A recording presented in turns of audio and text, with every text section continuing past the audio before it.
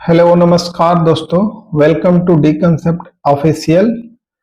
आज हम लोग एक बहुत ही महत्वपूर्ण मुद्दे पे बात करने वाले हैं, जिसमें सभी विद्यार्थियों को ये बताना जरूरी है कि आप जब 73rd बीपीएससी के लिए प्रिपेयर कर रहे हैं तो उसके लिए सबसे बेस्ट जानना आपको ये होगा कि आप कौन कौन सी बुक को फॉलो करें और आपकी स्ट्रेटजी क्या होना चाहिए, जिससे कि फर्स्ट अटेम्प्ट में यानी पहली बार में आप सफलता को हासिल करें और प्रीलिम्स, मेंस और इंटरव्यू को क्लियर कर सके। इसके लिए आपको सबसे पहले हम एक बुक लिस्ट तैयार किए हैं, जिसके माध्यम से आप आसानी से प्री और मेंस दोनों एक साथ प्रिपेयर कर सकते हैं और इसके बाद से आप इंटरव्यू के लिए न्यूज पेपर का जो भी न्यूज पेपर से आप नोट्स बनाएंगे उसी को फॉलो करेंगे। देखिए 73rd बीपीएससी के लिए कंप्लीट प्रिपरेशन करने के लिए तो उसके लिए हम बुक लिस्ट लेकर आए हैं, मेंस के लिए और प्रीज के लिए, दोनों के लिए आप इसमें लाभ ले सकते हैं। देखिए सबसे पहले आपको तो मेंस लिखने के लिए लैंग्वेज का जरूरत पड़ेगा। किसका जरूरत पड़ेगा? लैंग्वेज का। तो लैंग्वेज के लिए आपको ना एनसीईआरटी को फॉलो करना पड़ेगा। किसको फॉलो करना पड़ेगा? एनसीईआरटी को। एनसीईआरटी में आपको बस ये आपको नॉलेज हो जाएगा एनसीईआरटी से कि आप कैसे लैंग्वेज को पकड़ सकते हैं और अपने फाउंडेशन को बिल्डअप करने के लिए एनसीईआरटी के भाषा को आप जब मेंस राइटिंग में लिखेंगे, मेंस के आंसर राइटिंग में आप जब एनसीईआरटी का यूज करेंगे तो उसमें आपको नंबरिंग अच्छा मिलेगी। इसलिए आपको एनसीईआरटी और न्यूज पेपर दोनों क्या करना है? फॉलो करना है और सेल्फ नोट्स बनाना है। किसका? करंट अफेयर का। सीए का सेल्फ नोट्स रहेगा तो आप आसानी से डिस्क्रिप्टिव भाषा में आप ऐसे में उसको प्रयोग कर सकते हैं और करंट अफेयर का जो भी उसमें होता है क्वेश्चन आता है उसमें यूज कर सकते हैं। आगे देखेंगे हम लोग हिस्ट्री का देखेंगे। हिस्ट्री का देखते हैं कि हिस्ट्री में कौन कौन से आप बुक फॉलो कर सकते हैं। हिस्ट्री में है आपको, देखिए हिस्ट्री में सबसे बेस्ट बुक माना जाता है स्पेक्ट्रम। क्या माना जाता है? स्पेक्ट्रम। तो थ्योरी के लिए और ऑब्जेक्टिव और मेंस दोनों के लिए स्पेक्ट्रम सबसे बेस्ट बुक है और स्पेक्ट्रम के साथ साथ आप घटना चक्र को एमसीक्यू के फॉर्म में रख सकते हैं। तो स्पेक्ट्रम बुक ज्यादा से ज्यादा टाइम पढ़िए और उसके जो भी बुक होता है, जो भी वो उसका टॉपिक होता है, उसके लास्ट में उसका क्रक्स पॉइंट दिया रहता है। उस क्रक्स पॉइंट से आप मेंस का नोट्स बना सकते हैं और आसानी से उसमें स्टेप वाइज एक शॉर्ट नोट्स तैयार कर सकते हैं, जो कि मेंस आंसर राइटिंग में उपयोग हो सकता है। और स्पेक्ट्रम का ऑब्जेक्टिव फॉर्म में भी आप प्रयोग कर सकते हैं और साथ ही साथ उसका घटना चक्र लेके आप सॉल्व करते रहिए। बस दो ही काम करना है, स्पेक्ट्रम और घटना चक्र। ये आप अगर दोनों कर लेते हैं मॉडर्न हिस्ट्री के लिए तो आपको बहुत ही आसानी से आंसर राइटिंग हो जाएगा और मॉडर्न हिस्ट्री के सभी क्वेश्चन सॉल्व हो जाएंगे। और एंशिएंट और मेडाइवल के लिए आपको सिंपली 11th और 12th का एनसीईआरटी पढ़िए और घटना चक्र को लगाइए। इससे आप आसानी से जो हमारा एमसीक्यू प्रॉब्लम होता है उसको सॉल्व कर लेंगे। और देखिए मॉडर्न हिस्ट्री में सिर्फ मॉडर्न हिस्ट्री जो मेंस में आते हैं, तो जो 1857 के बाद से मॉडर्न हिस्ट्री है वो मेंस में सिर्फ आता है। तो स्पेक्ट्रम से आप मेंस का आंसर राइटिंग आसानी से कर सकते हैं। ज्योग्राफी के लिए कोई ज्यादा बुक इधर उधर का नहीं पढ़ना है, सिंपली 11th और 12th का एनसीईआरटी पढ़िए और उसके साथ साथ घटना चक्र को सॉल्व कीजिए। इसी को रिपीट करते रहिए और आप आराम से इसको सॉल्व कर सकते हैं। आगे देखिए पॉलिटी का बात करें तो पॉलिटी में आप एम लक्ष्मीकांत पढ़ सकते हैं और उसके साथ साथ घटना चक्र का क्वेश्चन लगा सकते हैं। तो एम लक्ष्मीकांत में देखिए एम लक्ष्मीकांत ये मेंस में भी उपयोग हो जाएगा और प्री में भी प्रयोग हो जाएगा। तो मेंस में आपको सिर्फ एम लक्ष्मीकांत से काम नहीं चलेगा। एम लक्ष्मीकांत के साथ साथ आप करेंट अफेयर्स जो होता है उसमें जो भी समसामयिक घटनाएं होती हैं, जो बिल और एक्ट आते हैं, स्कीम आते हैं, उससे रिलेटेड आपको ऐड करके राज्यपाल, राष्ट्रपति, प्रधानमंत्री, लोकसभा, राज्यसभा से रिलेटेड जो भी उस समय चल रही घटनाएं होती हैं उसको पॉलिटी से जोड़ के बीपीएससी मेंस में क्वेश्चन अच्छा खासा बनता है।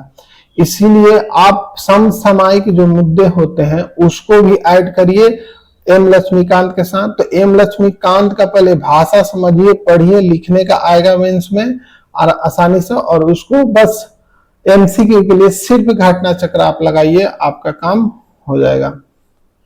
और आगे देखिए, आगे आप साइंस जो है उसमें क्या कर सकते हैं। तो साइंस के लिए आप सिंपली क्या कीजिए, साइंस के लिए आप 6 और 10th का एनसीईआरटी पढ़िए।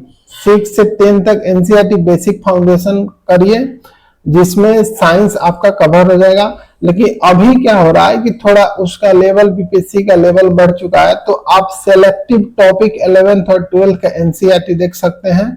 और साथ ही साथ आप एनसीईआरटी का कोई भी प्रकाशन का, बहुत सारा कोचिंग है, बहुत सारा बुक है, जैसे एडुटेरिया का आता है एनसीईआरटी का, और भी बहुत सारे कोचिंग का आता है।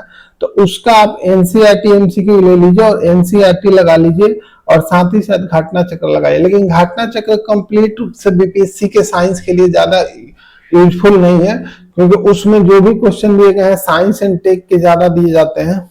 लेकिन एनसीईआरटी बेस आप बना के चलिए। आप आर्ट्स के स्टूडेंट होंगे तो आपको साइंस पढ़ने में प्रॉब्लम होता होगा, तो आप सिर्फ एनसीईआरटी 6 to 10th कवर कीजिए और 11 12 का कुछ टॉपिक को कवर कीजिए, आपका साइंस हो जाएगा। और मेंस के लिए आपको साइंस एंड टेक्नोलॉजी देखना पड़ेगा, और पीवाईक्यू जो है उसको सॉल्व कीजिए, और साथ ही साथ जो करेंट अफेयर में साइंस एंड टेक्नोलॉजी रहता है उसको आप कवर कीजिए, आपका मेंस हो सकता है। इकोनॉमिक्स का बात करें तो इकोनॉमिक्स में आप डॉक्टर भरत सर यूट्यूब पे सर्च मार सकते हैं, उनका नोट्स आता है इकोनॉमिक्स का। जो एस्थेटिक पोर्शन होता है, क्या होता है, जो एस्थेटिक पोर्शन होता है उसके लिए भरत सर का नोट्स पढ़ सकते हैं।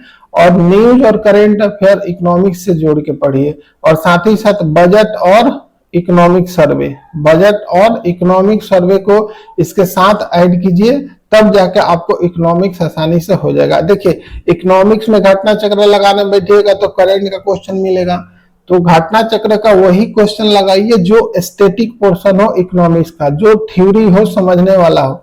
तो इसके लिए आप नोट्स पढ़ सकते हैं। ज्यादा अगर बुक पढ़ना चाहें तो बहुत सारा बुक है, लेकिन आप सिंपली नोट्स पढ़िए और करंट अफेयर और बजट और इकोनॉमिक सर्वे को उसमें ऐड कीजिए, और घटना चक्र का स्टैटिक क्वेश्चन लगाइए, आपका ये प्रॉब्लम सॉल्व हो जाएगा। आगे देखते हैं हम लोग, आगे आता है बिहार स्पेशल। क्या आता है, बिहार स्पेशल।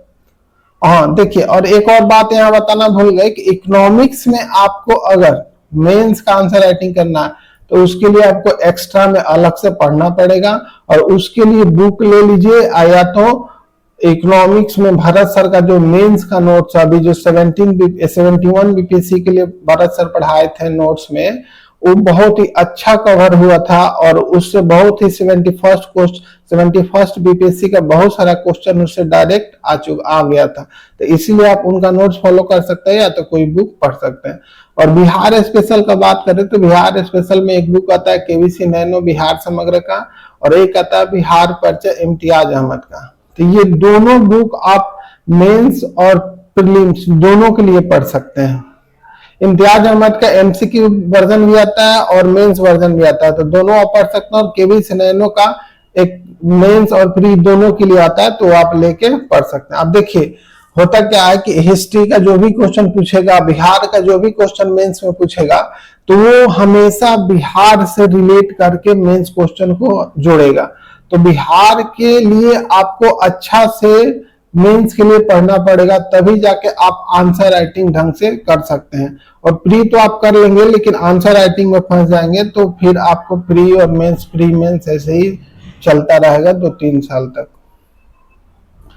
अब देखिए, सबसे बड़ा पोर्शन होता है करेंट अफेयर। क्या होता है, करेंट अफेयर, जो 30 से 40 नंबर का क्वेश्चन आता है। तो हम करेंट अफेयर के लिए तो सबसे पहले सजेस्ट करेंगे कि आप मंथली मैगजीन पढ़िए विजन आईएएस का। देखिए, और उसमें भी आप रफली पढ़ना है, और इससे मेंस का जो नोट्स बनाना है। देखिए, मेंस का नोट्स क्या बनाना है, मंथली मैगजीन जो है उससे आप पॉलिटी निकालिए, पॉलिटी एंड गवर्नेंस। उसके बाद से जो इकोनॉमिक्स अफेयर्स का कुछ कुछ टॉपिक आता है उसको निकालिए, और साथ ही साथ जो एक्सटर्नल अफेयर्स है, जो विदेशी मुद्दे होते हैं उससे कुछ टॉपिक निकालिए, और साइंस एंड टेक्नोलॉजी का टॉपिक निकालिए। आपको कंप्लीट विजन आईएएस का मंथली मेंस के लिए नहीं पढ़ना है। प्री के लिए आप रफली पीटी 365 देखिए, और मेंस के लिए आप उसी में से पॉलिटी, साइंस एंड टेक्नोलॉजी और कुछ गवर्नेंस का, कुछ स्कीम का पार्ट आता है, उसको कवर करके आप अपना नोट्स बनाइए, तभी आप मेंस में आंसर राइटिंग कर पाइएगा करंट अफेयर का। और चाहे करंट अफेयर में पॉलिटी जुड़ता है, इकोनॉमिक्स जुड़ता है, साइंस एंड टेक जुड़ता है, तो ये सब आप यहाँ से कवर कर सकते हैं। अगर आपको ये नहीं पढ़ना है तो आप प्रतियोगिता दर्पण का मंथली मैगजीन पढ़िए और सेल्फ नोट्स बनाइए, जिससे कि आप आगे चल के एसे में उसको प्रयोग कर सके, पॉलिटी के करंट अफेयर में प्रयोग कर सके, साइंस एंड टेक्नोलॉजी में प्रयोग कर सके, इकोनॉमिक्स में करंट आता है उसमें प्रयोग हो सकता है। तो आपको बस यही करना है कि प्री के लिए आपको जो बुक हम सजेस्ट किए हैं उसको पढ़िए, और साथ ही साथ उसके घटना चक्र को एकदम इतना बार लगाइए कि एक एक क्वेश्चन उसमें से याद हो जाए। और ये देखिए, मेंस को सबसे बेहतर करने के लिए आप पीवाईक्यू को फॉलो कीजिए। मेंस का पीवाईक्यू जो आता है उसको पीवाईक्यू पहले एक बार देख लीजिए, बनाइए उसको ढंग से। और प्रीलिम्स के लिए भी जो नए बच्चे हैं जिनको अभी अभी स्टार्ट करना है, तो वो सबसे पहले बीपीएससी का जो पीवाईक्यू आता है अभी तक का, जो 71st बीपीएससी तक का है, वो आपको इतना बार उसको सॉल्व करना है कि टू द पॉइंट एक एक क्वेश्चन आपके दिमाग में आ जाना चाहिए कि कहां कहां से टॉपिक पूछा गया है। सेम ऐसे ही मेंस का है। मेंस में क्या है कि मेंस में सिलेबस डिसाइडेड नहीं है, सिलेबस एकदम छोटा सा दिया गया है, लेकिन आपको सिलेबस अपने से बनाना पड़ेगा पीवाईक्यू देख के। तो हम जो बुक बनाए उस बुक को फॉलो कीजिए, बताए हैं उसको फॉलो कीजिए, और जिस तरह आप आगे बढ़िएगा, आपको लैंग्वेज का प्रॉब्लम हुआ तो उसके लिए आप एनसीईआरटी पढ़ते रहिए और न्यूज़पेपर पढ़ते रहिए। इस तरह आप कीजिएगा तो आप आसानी से प्री और मेंस दोनों के लिए प्रिपेयर हो जाइएगा। आप सोचिएगा कि हम प्री का पहले तैयारी करें फिर मेंस का तैयारी करें, तो इसी में 2, 4, 5 साल लग जाएगा। तो आप जब भी प्री का तैयारी करें तो साथ ही साथ मेंस का तैयारी साथ ही साथ जुड़े रहें, और जैसे ही प्री खत्म होता है तो मेंस में एकदम आंसर राइटिंग करना स्टार्ट कर दें।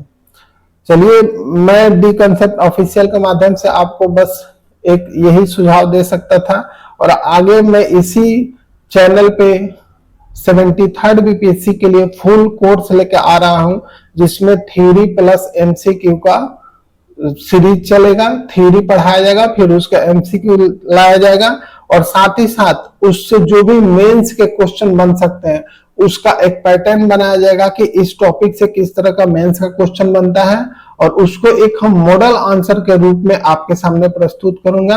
और आपको बस इससे जुड़े रहिए और डी कंसेप्ट ऑफिशियल को सब्सक्राइब कीजिए, लाइक कीजिए। आगे आपसे मिलते हैं। जय हिंद।